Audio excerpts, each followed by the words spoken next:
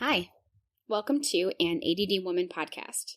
This is episode 12, and I'm finally going to dive into ADHD in your 20s and tell you my own experience and the rest of my story, as much as I can muster, of having ADHD, being undiagnosed, and being a young single mom in your 20s. So, let's do it. Welcome to an ADD Woman podcast. I'm your host, Lacy Estelle, writer of all things about ADHD parenting and being an ADHD mother on Mothering the Storm with Lacy Estelle at lacyestelle.com. Here on an ADD Woman podcast, we're going to switch it up and talk about all things to do with ADHD as an adult woman and how we deal with it. Now you might be thinking, ADHD, women don't really have that. Actually, we do. We've all just been doing such a great job for years of masking it. So let's dive in. Let's talk about everything that our ADHD touches in our lives. And when I say everything, I mean everything. There is not one thing when you have ADHD that it doesn't affect. I'm so glad you're here.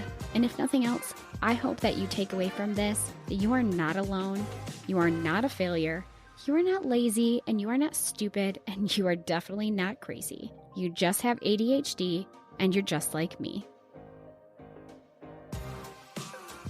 So, I became a mother at 19, which is not exactly a good age to become a mom. I do not regret it, of course, because my oldest son, who will now turn 13 this year, is such a blessing and a wonderful, wonderful boy. But becoming a mother at 19, freshly out of high school, especially after high school, that if you listened to a podcast I had in the past of ADHD in middle school and high school, I barely passed high school. I had to work really, really hard my senior year to be able to make up credits that I was missing from failed classes, and I had to let go of all the extracurricular activities that I enjoyed, all in an effort just to be able to pass senior year. Now, in high school, I was also in and out of a too serious for my age relationship that was basically set up from the start to be very unhealthy and very toxic. So, all of this to say, clearly, I was like the poster child for ADHD in a girl that wasn't recognized. And, I had everything was told to me by teachers, by parents. You just seem like you don't care. I wish you would apply yourself more. You're smarter than this. Why don't you try harder? It just must not be important to you. All those things were being told, already by adults and teachers and people that I looked up to in my life about me. So when you have this dynamic of, your parents and the people that the grown-ups in your life that you trust constantly affirming to you that you just don't try very hard, or maybe you just have an innate laziness about you, it really sets you up to imagine yourself as this, not so much victim, but like just a very unworthy person, basically. When you have ADHD and it affects your behavior, and that behavior comes out looking like you're careless and you're inconsiderate and you're lazy and, all of these things, maybe it even makes you look kind of stupid sometimes. I know it does for me, especially with the auditory processing portion. I don't hear people correctly. I say what too often. I can't focus on too many things at once, or I'll get really, really confused, and it makes me look like I just am an airhead. And when you have all of that already going on by the grown-ups in your life that you trust in your youth, it really sets you up to end up in relationships that affirm all of those things about you. And then when that's your experience and you get into a relationship and you first start to have all those feelings of joy and acceptance from somebody who claims to love you, it can make you very blind, because you've been craving this sort of affirmation that you are enough and you're good enough from the people that you trust in your life. And here, lo and behold, you finally get it from somebody who really doesn't have your best interest at heart, but you can't see that because you've been craving this so much And the amount of dopamine that it releases in your body and your brain is an amount that you've never experienced before because you already have ADHD. And so you're lacking in a lot of those chemicals. It almost has a very toxic and addictive effect. And I will tell you that toxic relationships and how they come about and how they interplay and all that kind of stuff. And not to mention that the relationship that I experienced myself is going to have to be a whole different episode, because if I were to divulge fully into all of the small details of it in this episode, I would not get through my 20s. So I'm going to focus just on more or less telling my story and also giving you kind of commentary here and there, as now that I am, looking back on my 20s, I can clearly see things that I couldn't see while I was in them. And so my hope for you, if you're listening to this and maybe you're going through your 20s and you're just floundering all over the place and you're struggling massively and you can't figure out why, and you're starting to think maybe you have ADHD, maybe you will hear this and resonate with it.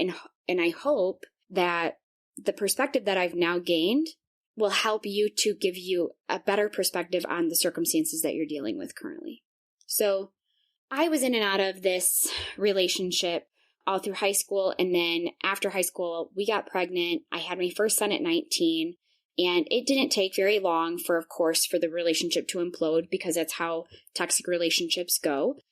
They have, ebbs and flows and ups and downs. And when my son was 4 weeks old, I attempted to affirm my independence, and I left my then abusive and toxic boyfriend, and I left the home that he had purchased for us in an attempt to assert my independence. It was definitely a moment of, you know what? I don't deserve this kind of treatment, because I'm sure that if I was on my own, I would be fine and I would be able to figure everything out. And instead, what happened is when I did move out on my own and I got my own place, I floundered and failed and found myself to prove correct all of my ex's worst insults of me, that I was lazy and stupid and dramatic and I can't keep my house clean and I don't care about keeping up with chores and maybe I spend too much money. But also, to put all of that into perspective, like I said, looking back, this was 2009. I was 19. I was working a part-time job. I was making $8 an hour.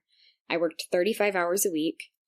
I paid a babysitter at the time so that I could work during the day, and I paid her $20 per day, which is very cheap. If you've ever paid for daycare, you know that that's cheap, to watch my son. But it would actually take my paycheck that I would receive every 2 weeks. That was roughly $450. Maybe it was about $480, and it would almost cut it in half, which was leaving me with a total of about $460 per month to attempt to pay all of my bills. And at the time, my rent alone was $500. So looking back, I can clearly see that my sense of self was very warped. I had spent so many of my formative years being told over and over again, like I said, by people who cared deeply about me, and they emphasized my shortcomings.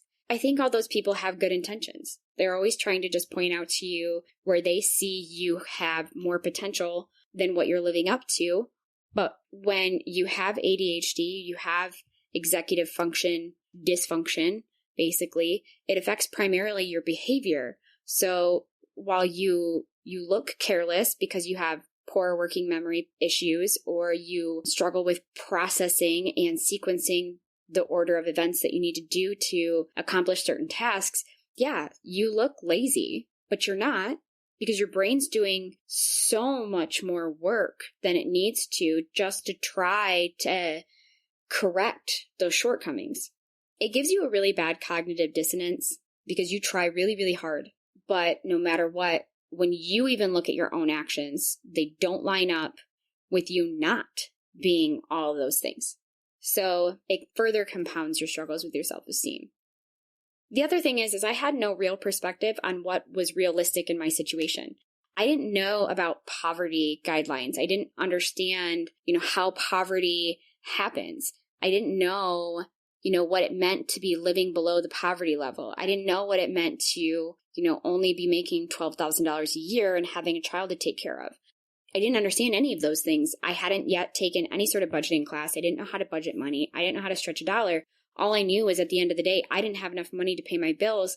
And so to me, having ADHD and always being to blame for all of the shortcomings that I had experienced in the past, well, I just told myself that this just had to be somehow my fault. I must be overspending or I must be doing stuff because other people can make it work, right? They work jobs and they, might make only minimum wage or something, and they find ways to pay their bills. And, when I really think about it, I don't know exactly how all those people really live. I know that I lived a lot on my mom.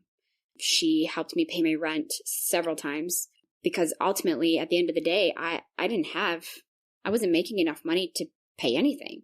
And while state assistance and, government assistance gets a really bad rap, for somebody like me in this situation who just has no real understanding of how to dig myself out of these circumstances. And what's even more frustrating is when you have ADHD, people tell you, even when you don't have ADHD, people tell you all the time, well, you're just a product of your circumstances and you have to overcome your circumstances. And it's not really about what you're dealing with right now. And you just have to work harder, try harder, do things.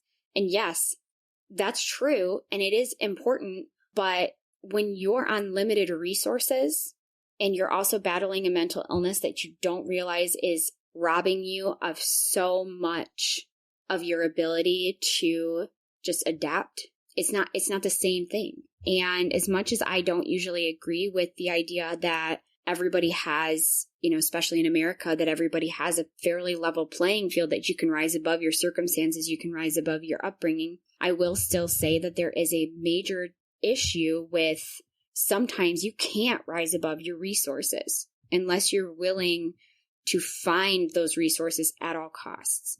I remember when I finally was given food stamps, and I immediately called my mother and I said, my SNAP card came. I need you to come watch your grandson so that I can go grocery shopping.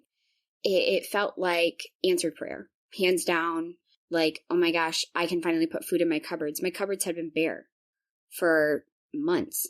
And I was getting by just on the few groceries that I would buy every couple of weeks: peanut butter and jellies, ramen noodles, grilled cheeses, all the cheap things that I could get away with. I think, on WIC before I was on state assistance directly.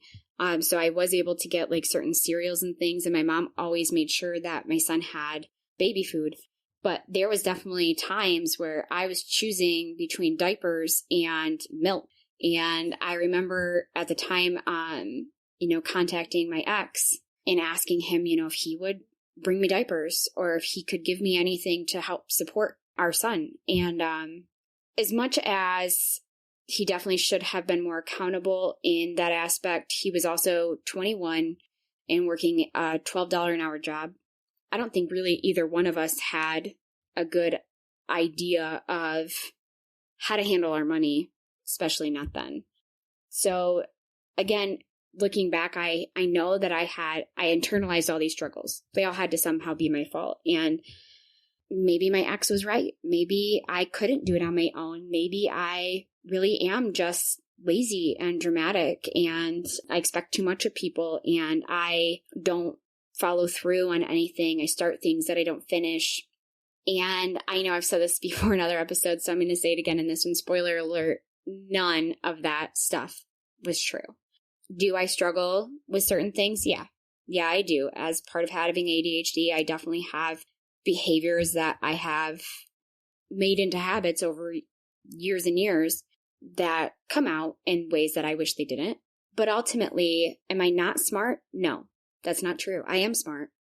And I can be resilient and I can have the things that I need if I have enough resources surrounding me and I know how to utilize them, and whether that one of those resources is medication or whether one of those resources is a leg up from state assistance. So all in all, none of that was true. But internally, I know I was battling a disorder that was making me think that I was just a loser. That somehow everyone else got a brain that worked good, and I just got somehow no motivation and no ambition. But I did have lots of ideas. I had lots of ideas. And keep in mind, too, this was a time before Facebook groups were a thing. If they were, I couldn't exactly afford the internet. I didn't have it all the time. I know that at one point, my stepdad, he worked for a cable company. And so I know he did come to my house and help me set up like the free cable that I could get for, just the regular local channels. And then I think at one point he was able to help me afford just internet. And this was before streaming services were like a thing where if you had just internet, you could get, Netflix. That was like a whole new concept. And so, I know that I think I had internet sometimes, but I know I was working off like an old refurbished laptop that only worked every once in a while. So there was no community to go to answer questions like, my child has a fever in the middle of the night. What do I do? Or this diaper rash isn't going away. I don't know what to do. Or, my child won't stop crying, or I'm having breastfeeding issues. I didn't have that to fall back on. I had to utilize the few friends that I had that most of them didn't have any experience in being a mother. I did have one very, very good friend who was there for me throughout most of not only my pregnancy, after my pregnancy and such, but even still, a lot of those women, they were a lot older than me, 20 years older than me, 15 years older than me, and they had their own families and their own children and their own things going on. So they didn't have time necessarily to be another mother to me. I had my own mother there, but I was in my 20s and I was asserting myself and I was thinking that I knew everything. And of course, I knew nothing. So I would argue with my mother when she would make suggestions, try this, try that. And I was like, I got it. Never mind, I don't have it. But so all that to say, I felt very alone. I had family and I had some friends that hadn't abandoned me during my pregnancy at 19, when a lot of them were going off to college, drinking, partying, having fun. And I was at home renting an apartment that I couldn't afford with a cute, adorable little boy. And also somehow I couldn't figure out how to get all my laundry done. I know that I definitely had several times of feeling like, well, maybe I just can't do it by myself. But I was too prideful to willingly go back to my parents and try to adjust it with them. Me and my mom were still fighting too much at the time. We just had differing beliefs and I was young and stupid. And so instead I returned to my ex who had bought us a house. And I think part of me always just wanted that safety net of, a home. And I think I also had in my head a very warped perception of how hard or how not hard I was actually trying to accomplish something. Because when you have ADHD, you're working really, really hard, but you're still putting out not nearly as much as, somebody else. Like I think of Elf, the movie Elf, where he's a human and he's stuck at the North Pole. And, they ask him, how many Etch-a-Sketches did you get done today? And he begrudgingly says 65 or something like that. And they're all like, oh my gosh, because all the elves can get done 450 in a day. Something like that. I haven't watched the movie in a while. But when you have ADHD, you're working, in perspective, as hard as Will Ferrell is in that movie with those elves. But because you're constantly on this level of comparing yourself to people whose internal output matches their actual physical output, your idea is skewed as to how hard you have to try. So when you're in toxic relationships, you'll constantly tell yourself, well, maybe I just need to try harder. And maybe I just wasn't patient enough. Maybe I just wasn't, doing enough. And if I just try again, maybe this time it will work, because you're constantly telling yourself you just have to try harder. You put it on yourself. You don't see it for what's really, really going on. So we got back together. I had my second son by the time I was 21, and I actually moved out again when I was about 7 months pregnant. And if you're listening to this and you've never really understood domestic violence, you should know that on average, it takes a domestic violence victim 7 times of leaving, going back before they actually are able to break free. And I would say that number is probably skewed. I think last time I checked, I left my ex 11 times before I finally was able to walk away for good. And part of it is just finding ways to take off the mask of what's really happening to you. So I was 7 months pregnant. I needed money desperately to move out, and I had to keep it hidden from him because I knew that if I told him what I was trying to do, he would get really, really violent. So I found a way to sell the van that I had, and I was only able to get out of it, I think, $1,700. And I'm a Christian, so I feel bad that I did this, but I remember that I lied to him. I told him that I was going to sell the van to pay off a credit card that I owed money on, because he was always talking about how, I needed to get out of debt, and that I was bringing us down. He actually would always tell me that he wouldn't marry me because of my credit score at the time. Even though I was pregnant with our second child and we were living together, that it was all due to my credit score. So I told him that I was selling the van to pay off my back owed credit card and that we would just figure something else out. And so he didn't question that motive.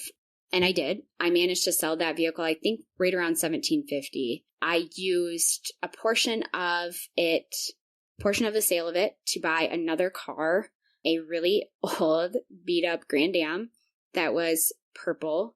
It did not have AC, but the engine was strong, and the girl had just told me that she just replaced the head gaskets in it. So that for me was like the sell point, because I was like, great, I will drive this car and I'm not going to have to replace too much on it anytime soon, because head gaskets are like a huge thing. And if she just replaced that, then, anything else that goes wrong with it will probably be minimal cost. And it was purple.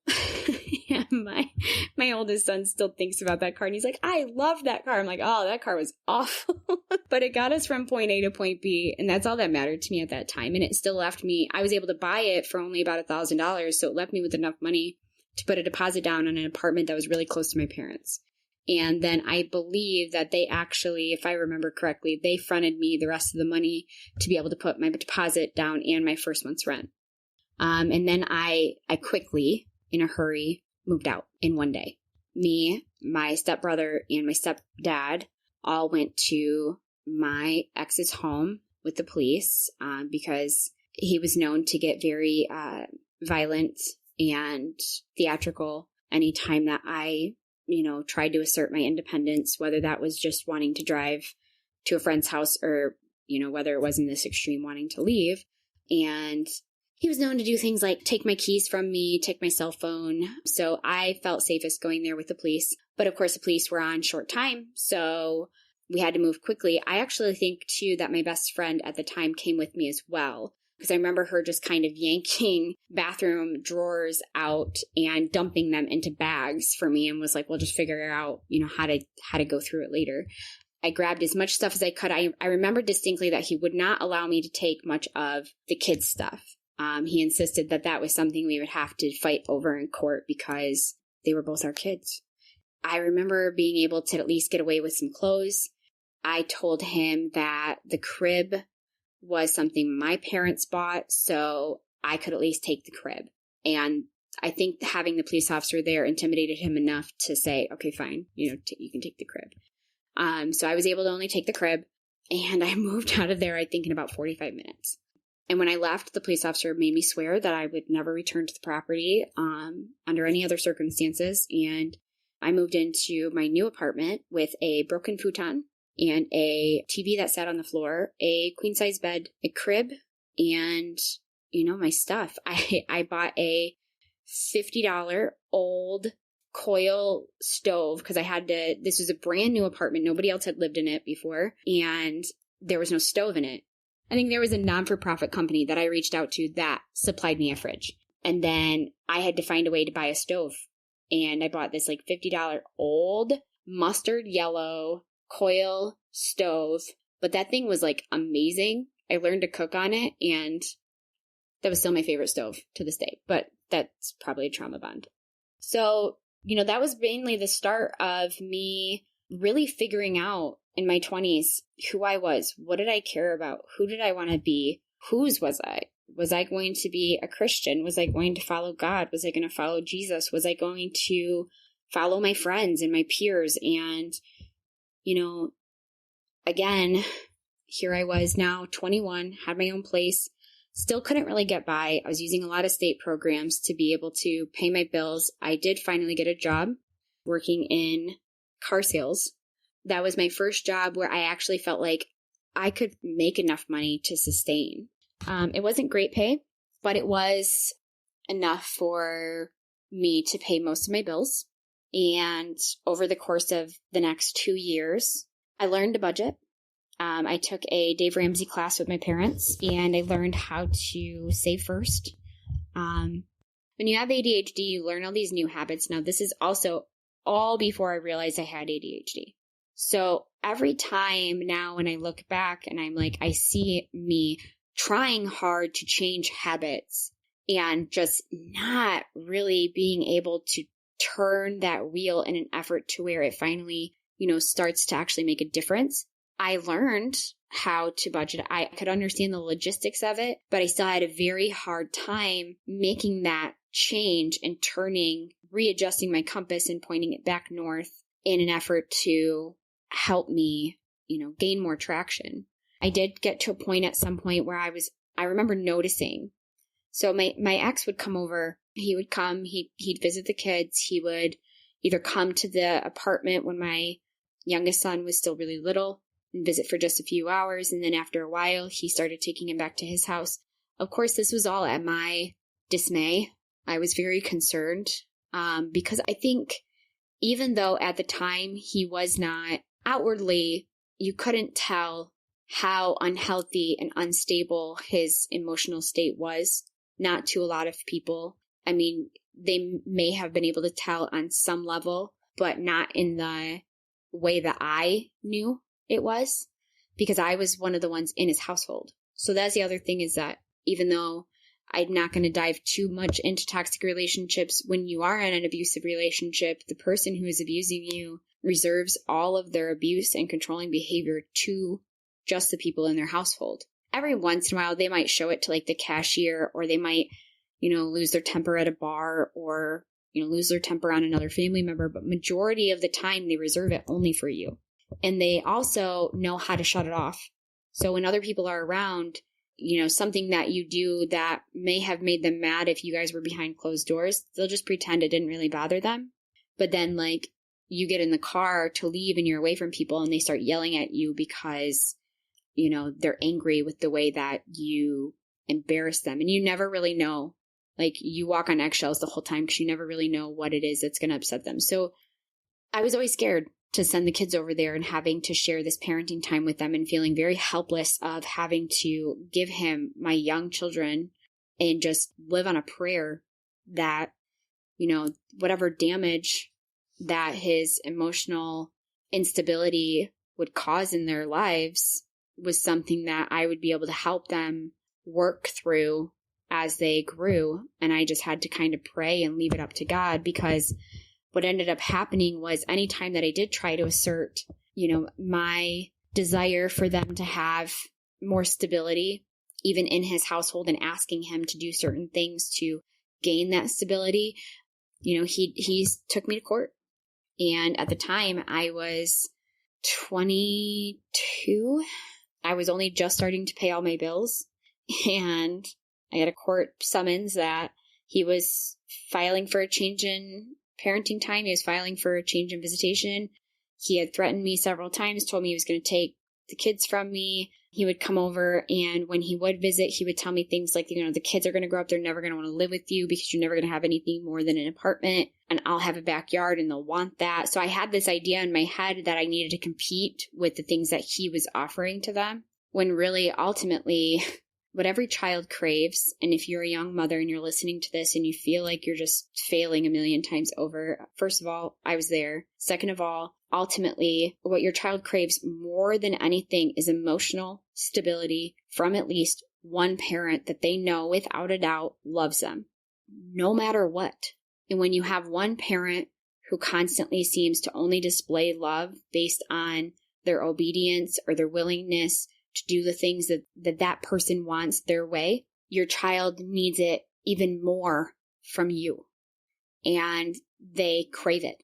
They crave adequacy. They crave affirmation that they're enough, that they're good, but that you love them regardless of where you live, regardless of how big your house is, regardless of your backyard, all that kind of stuff. So, in my mind, I was worried that the kids were going to grow up and think, mom only has an apartment and that sucks. And we want a backyard. And they were going to see their father's offering as better. But what I have come to find is that as my children have grown up and emotionally matured slowly but surely, they have found themselves actually craving the emotional stability. Even though my household has not always had the most or the most abundant things, they crave the emotional stability that my parenting can offer them, that, the other parent is still trying to figure out a way to give themselves that sort of stability, let alone anybody else. So, here I was just starting to kind of tread water, and I got a court summons. I spent the next 1.5 to 2 years fighting in court. I didn't do a good job of investing in a good lawyer, and I threw a lot of money away on a lawyer who was inexperienced and didn't realize what she was up against. And what we were dealing with was not only a very manipulative person who's very, very good at putting on a great mask and convincing everybody that he was doing really, really good, even though under the surface he was drowning. Not only his manipulativeness, but also his lawyer's manipulative tendencies as well. And, they found ways to make me look like I was just this controlling parent who just wanted to alienate, my children's father from them. It was so hard. It was a time in my life where I have very few memories from. The things that I do remember are pretty traumatic. And I remember that I was working 2 jobs. I was selling cars. And the way that state assistance works is you have to be making a specific amount. And at this time, you also had to get your children on state assistance as far as medical help. You have to not have any sort of offering from a company you work for that can offer medical insurance. If a company you work for can offer medical insurance to you, you have to take it and cover your child so that the state does not have to cover your child for you. But covering my children for medical insurance, even though I had a job finally that would allow me to do that, was also taking about, $800 out of my paycheck a month. And while I'd say it was better insurance, it was a lot more out of pocket. So where, I finally felt like I was treading water, I was, but I was having other expenses start to accrue because of my circumstances starting to change and shift. I would make a little bit more money. So the state would say, okay, well then, we can't help you as much, which is okay. If that was the only thing I was battling against, but I was also battling against a court order, and I was also battling against my own brain that, again, like I said, internalized almost every struggle I had as somehow my fault. So, being in court, I remember that became very evident that majority of this whole I want more parenting time, I want 50-50 custody of my kids charade was more to do with the money coming out of his paycheck for child support, because child support had kicked in because I was on state assistance, than it did actually being with my children. Because once he was granted more parenting time, he immediately started to offer me to come pick them up early. He was too tired. He didn't want to deal with it. He wanted to say it in court. The actual doing of being a full-time parent more often is tiring. It's exhausting. And when you're the type of person that is barely able to handle your own stress, you can't handle that kind of stress. So he'd ask me to come pick him up early. But then, of course, what happened was after all of this transpired, they then said, okay, well, the next order of business will be to re-examine the child support and see if it needs to change. It did need to change. They actually bumped it. At this point, I'd actually moved out of my apartment. I was worried again with my warped perception that my kids were going to feel like I didn't do enough for them. And the way that the courts had set it up to get him more parenting time was he was taking them almost every evening. I was working a job. When he won that, I was working a job that was an hour away. So if I got out of work at 6 or 7, I'd have to drive about an hour to go pick up my children from his home and then drive them back another 30 minutes to my home. I was only getting them home in time to basically put them in bed and then wake back up the next morning, start at 7 o'clock, and do it all over again. So I decided that the better course of action would be to stay in car sales, because I knew I could do it and I understood how it worked, but change locations, and also find a place to rent closer to my ex's home so that I wasn't driving so far away.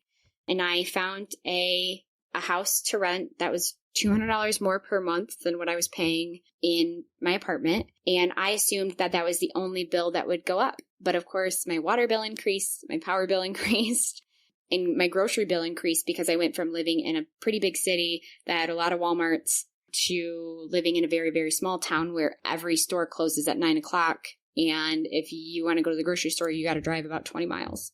So a lot of things changed for me. And I remember that he did finally threaten me that if I didn't drop the child support drastically, which of course I was relying on to make ends meet, that he would continue pursuing custody until, I lost them completely. Just too scary for me. And what I had seen so far was that, the courts, they saw me the same way that every teacher in high school saw me. And the way that I was kind of seeing myself was that maybe I just was this lazy, incompetent, maybe I was controlling parent. Again, I don't think any of that's true. So I guess I'll stop this episode here. Puts me right about my 24th year. And that was the year that I first dated my husband, my wonderful, wonderful, amazing husband that I'm married to now. But that is going to actually have to be another episode because this one's just getting too long. I told you my 20s was a lot. So, and just let me tell you, it gets really interesting here in just the next couple events in my life. So I am going to stop this for now, and I will talk to you again in 2 weeks on part 2 of ADHD in your 20s. I'll be talking to you soon. That is going to wrap up this episode of an ADD Woman podcast. What did you think? How do you feel? I would love to hear from you. And if any of the things I just said are of interest to you, I'd strongly recommend that you check out the blog, which is hosted at lacyestelle.com. On there, I talk about all things ADHD parenting when you're an adult with ADHD as well, and how to deal with it. I'd love to hear your thoughts. Love to hear what you think, and I'll be talking to you guys soon.